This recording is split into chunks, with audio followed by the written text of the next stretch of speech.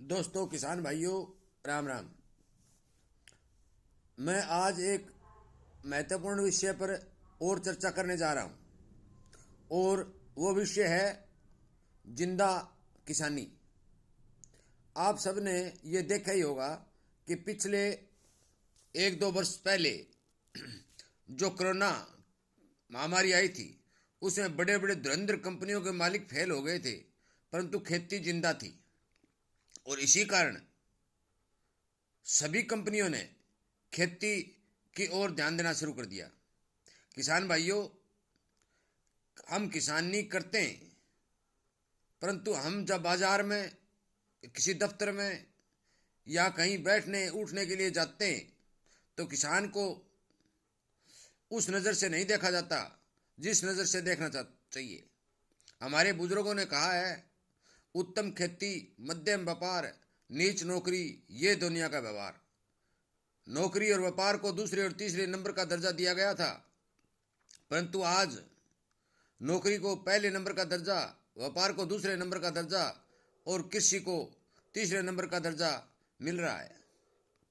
इसका कारण स्पष्ट और साफ दिखाई दे रहा है कि जो जनता का पेट भरता है, जिसके बलबूते पर पूरा का पूरा संसार टिका हुआ है, क्योंकि भोजन के बगैर कोई जिंदा नहीं रह सकता, आज समाज में उसे तीसरे नंबर का दर्जा क्यों दिया गया? ये एक सोचने वाली बात है। किसान भाइयों, इसी तरह की विचार विमर्श करने के लिए मैं आपके साथ जुड़ता हूँ और आपको जोड़ने की कोशिश करता हूँ। इसलिए जो भी किसान भाई किसानी से जुड़े वो चैनल से जुड़े, इसे सब्सक्राइब करें और शेयर करें। आखिरी बात मुद्दे की करते हैं कि नौकरी को ऊंचा दर्जा क्यों दिया गया। नौकरी में मिलने वाली तनख्वाह दिन ब दिन बढ़ती चली गई, परंतु खेती में पैदा होने वाले अनाज के भाव घटते चले गए। नौकरी करने वाले पर कोई मौसम की मार नहीं पड़ती, परंतु किसान को मौसम की मार झेलनी पड़ती है। नौकरी करने वाला भी अपना भाई है, उसके बगैर भी हम नहीं रह सकते, क्योंकि व्यवस्था बनाए रखना उनका काम है। व्यापार करने वाला भी हमारा भाई है, उसके बगैर भी हम नहीं रह सकते, क्योंकि आदान प्रदान करना उनका काम है। सब मिलजुल कर ही संगठित होकर जब आगे बढ़ते हैं, तभी इस देश का, इस घर का, चाहे राज्य का, चाहे संसार का काम चलता है। बिना मिले जुले बगैर किसी का काम नहीं चलता। मेरा किसी नौकरी करने वाले या व्यापारी करने वाले भाई से विरोध नहीं है। मैं ये भी चाहता हूँ कि नौकरी भी करे, व्यापार भी करे, परंतु जो बंदा किसानी करता है उसको सम्मान भी मिले। परंतु आज समाज में सम्मान नहीं है। क्यों नहीं है? इसका सबसे बड़ा कारण आप सोच के देखो क्या हो सकता है। मेरी नज़र में जो मैंने विचार विमर्श किया है, उसमें एक चीज़ सामने निकल के आई है कि इंदिरा गांधी ने उस टाइम नसबंदी का कानून बनाया था, उसका हमारे पूरे भारत देश में विरोध किया गया और इंदिरा गांधी की सरकार चली गई। आज यदि वो कानून होता तो किसान को इतना नीचा नहीं देखना पड़ता, क्योंकि सबसे बड़ा कारण इसकी जनसंख्या बढ़ती है। जनसंख्या की बढ़ोतरी होने के कारण जमीन घटती गई, जो जमीन थी वो आपस में बंटवारे में बढ़ती गई। खेती पर निर्भर रहने वाले आदमियों की जनसंख्या बढ़ती गई, जिसके कारण किसान की आमदनी घटती गई। आमदनी घटती गई, किसान कमज़ोर होता गया, और कमज़ोर आदमी, चाहे वो कोई भी हो, दोस्तों किसान भाइयों, चाहे सदियों पुराना इतिहास आप उठाकर देख ले, परंतु कमज़ोर आदमी की कोई कदर नहीं करता। आज 5 या 10% किसान ही साधन संपन्न हैं, जिनके पास पूरी ज़मीनें हैं, पानी का साधन है और उनकी आमदनी अच्छी है।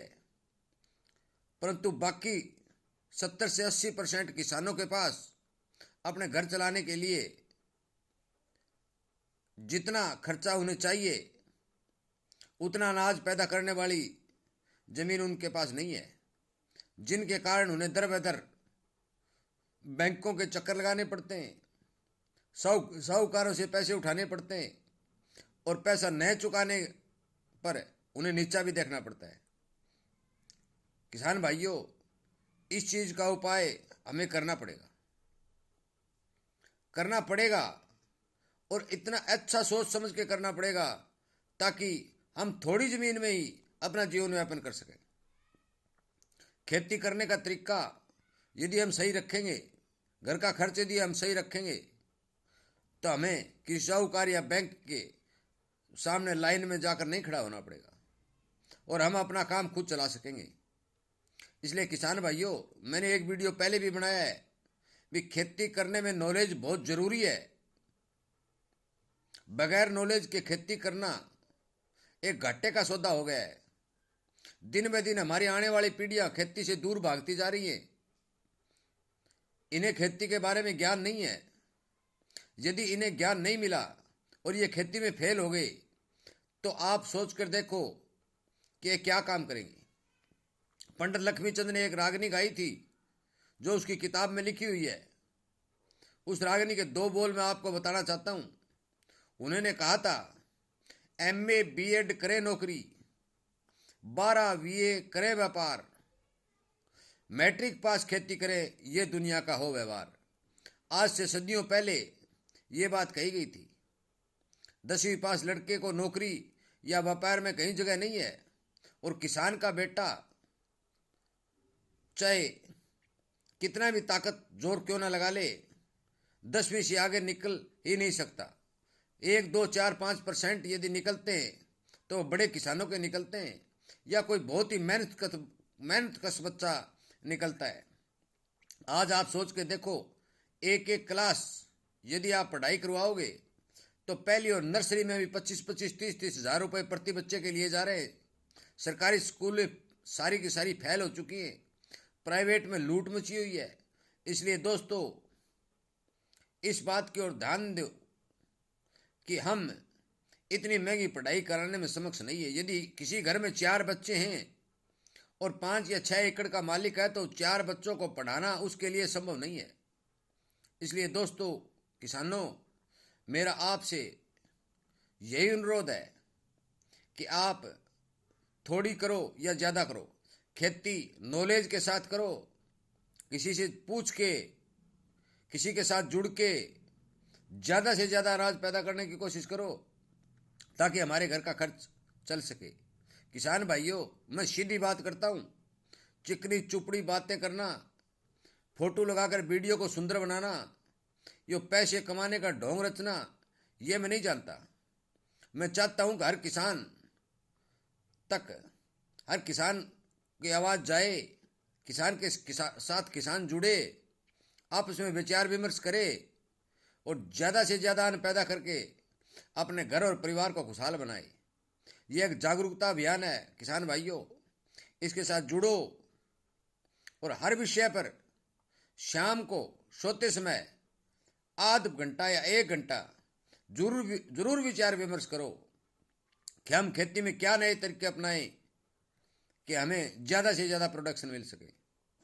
खेती एक जिंदा धंधा है, ये सदियों तक चलता आया है और चलता रहेगा, परंतु समय की मांग है दोस्तों। इसलिए इसको सोच समझ कर ही करना पड़ेगा। कली माने मशीन होती है, युग माने समय होता है। आज मशीन का समय है दोस्तों। इसलिए मेरा आपसे यही अनुग्रह है कि आप सब संगठित होकर आपस में विचार विमर्श करके ही कोई काम करें। चैनल के साथ जुड़ें, शेयर करें ताकि हर किसान तक आवाज़ जाए।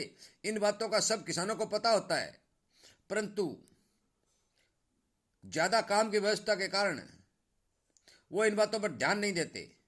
इसलिए कृपा करके ये बात याद दिलाने के लिए, हर किसान तक इस बात को पहुंचाने के लिए आप शेयर ज़रूर करें। चैनल के साथ जुड़ें, किसान से किसान को जोड़ें ताकि हम आपस में विचार विमर्श करके आगे बढ़ सकें। धन्यवाद।